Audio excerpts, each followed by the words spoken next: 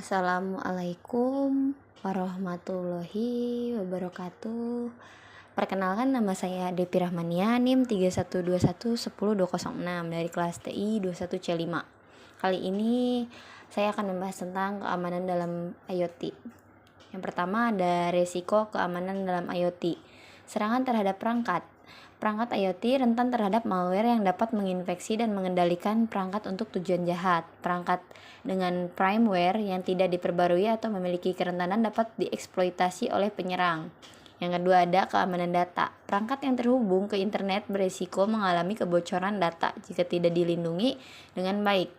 Data yang dikirim antara perangkat IoT dan server dapat dicegat jika tidak dienkripsi. Keamanan jaringan. Penyerang dapat menyisipkan diri antara perangkat IoT dan jaringan untuk mencuri atau memanipulasi data. Lalu ada ancaman keamanan yang umum pada IoT, seperti serangan DDoS. Perangkat IoT yang tidak diamankan dengan baik dapat diretas dan digunakan dalam serangan denial of service atau bisa disebut dengan DDoS, di mana perangkat tersebut secara bersamaan mengirimkan lalu lintas ke server atau jaringan target, menyebabkan layanan menjadi tidak tersedia. Lalu ada manipulasi data. Data yang dihasilkan oleh perangkat IoT dapat dimanipulasi untuk menyebabkan kerusakan atau kebingungan. Misalnya, data sensor yang dipalsukan dapat menyebabkan keputusan yang salah diambil dalam sistem yang bergantung pada data tersebut. Serangan terhadap jaringan. Perangkat IoT yang terhubung ke jaringan internal sebuah organisasi dapat menjadi titik masuk bagi penyerang untuk meretas jaringan tersebut. Lalu di sini ada teknologi yang dapat digunakan pada IoT, yaitu yang pertama ada sensor. Sensor adalah komponen penting dalam IoT yang digunakan untuk mengukur dan mendeteksi berbagai kondisi fisik seperti suhu, kelembaban, cahaya, tekanan, dan banyak lagi. Sensor ini menghasilkan data yang kemudian dikirim ke perangkat pemrosesan untuk analisis lebih lanjut. Yang kedua ada komunikasi nirkabel. Komunikasi nirkabel adalah tulang punggung IoT yang memungkinkan perangkat untuk terhubung dan berkomunikasi satu sama lain. Teknologi nirkabel yang umum digunakan untuk IoT termasuk Wi-Fi, Bluetooth, Zigbee, Z-Wave, dan LoRa. Yang ketiga ada cloud computing. Cloud computing memungkinkan penyimpanan data, pemrosesan, dan analisis yang besar dalam skala untuk aplikasi IoT. Melalui cloud, perangkat IoT dapat mengirim data mereka untuk disimpan dan dianalisis di pusat data yang jauh. Lalu di sini ada metode keamanan IoT. Ada inskripsi data, proses mengonversi data atau informasi ke dalam bentuk kode atau ciphertext yang tidak dapat dibaca oleh siapapun kecuali pihak yang memiliki kunci deskripsi yang sesuai.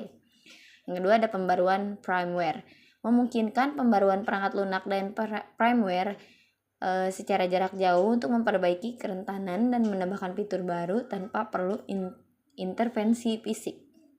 Yang ketiga ada autentikasi dan otorisasi. Menggunakan sertifikat digital untuk mengautentikasi perangkat dan pengguna, memastikan bahwa hanya entitas yang sah yang dapat mengakses jaringan dan data. Yang keempat ada segmentasi jaringan, memisahkan perangkat IoT dari jaringan utama untuk membatasi penyebaran serangan, menggunakan firewall untuk mengontrol lalu lintas jaringan dan IDS untuk mendeteksi aktivitas mencurigakan. Cara melindungi perangkat IoT, yang pertama ada perbarui perangkat, lalu pastikan jaringan WiFi aman, menggunakan kata sandi yang kuat, mengelola hak akses data, memonitoring perangkat. Kesimpulan materi yang saya bahas kali ini yaitu keamanan dalam Internet of Things ataupun IoT adalah aspek yang sangat penting yang harus diprioritaskan dalam setiap implementasi. Ancaman keamanan yang berkembang seperti kebocoran data, serangan DDoS, mengambil alihan perangkat, dan manipulasi data memerlukan pendekatan yang holistik dalam melindungi infrastruktur IoT. Langkah-langkah keamanan yang penting meliputi penggunaan inskripsi data, manajemen akses yang ketat, pembaruan perangkat lunak yang teratur, dan pemantauan jaringan yang aktif. Pemahaman yang baik tentang risiko keamanan yang mungkin dihadapi, serta penerapan praktik keamanan terbaik sangat diperlukan untuk melindungi perangkat IoT dan data yang terkait. Terima kasih. Sebelumnya mohon maaf apabila ada salah kata. Wabillahi taufiq wal hidayah. Wassalamualaikum warahmatullahi wabarakatuh.